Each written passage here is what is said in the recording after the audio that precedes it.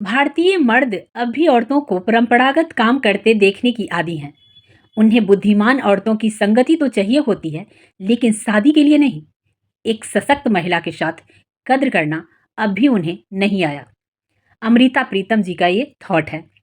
आज हम जानेंगे अमृता प्रीतम कौन है और उन्होंने ऐसी ऐसी थॉट क्यों लिखा, उनके जीवन का क्या अनुभव है। चलिए जानते हैं। अमृता प्रीतम हिंदी पंजाबी साहित्य की एक दिग्गज लेखिका थी, जिनकी कहानियां मुख्य रूप से स्त्री पुरुष संबंधों में प्रेम, विभाजन के दर्द और रूढ़िवादी समाज में नारी के संघर्ष को दर्शाती है। उनकी कहानियों में भावनाओं की गहराई और यथार्थवादी चित्रण होता है। विकिपीडिया के अनुसार उनकी प्रमुख कहानियों और कृतियों में पिंजर उपन्यास, रशीदी टिकट, जेब कतरे और डॉक्टर देव शामिल हैं।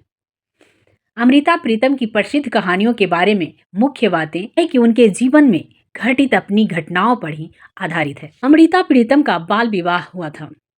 अमृता अपने पति के साथ खुश नहीं थी, क्योंकि उनके वैचारिक मेल नहीं खाते थे।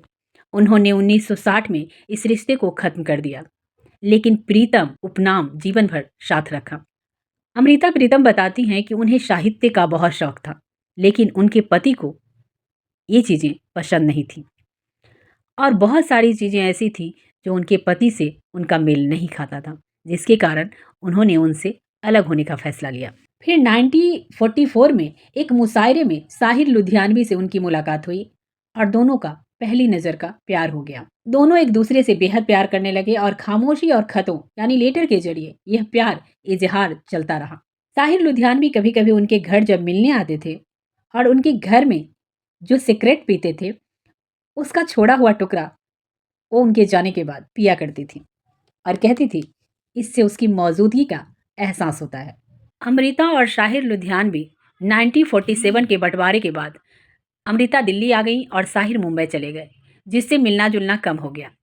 साहिर का व्यवहार धीरे धीरे अमृता को खटकने लगा।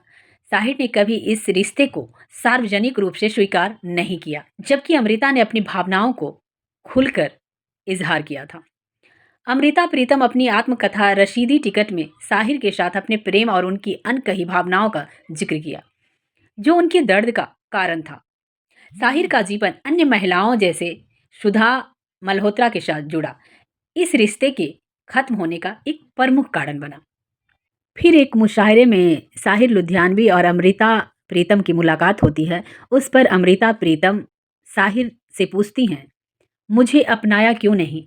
अमृता ने ये सवाल किया और साहिर का जवाब था, जिसे अंजाम तक पहुंचाना ना हो मुमकिन, उसे एक खूबसूरत मोड़ देकर छोड़ना अच्छा। साहिर लुधियानवी से उनके रिश्ते खत्म होने के बाद उनके जीवन में आए इमरोज, जिनसे उनकी जिंदगी में एक नया मोड़ आया। इमरोज और अमृता एक दूसरे को बेहद प्यार करने लगे और दोनों लिविंग रिलेशनशिप में शिफ्ट हो गए।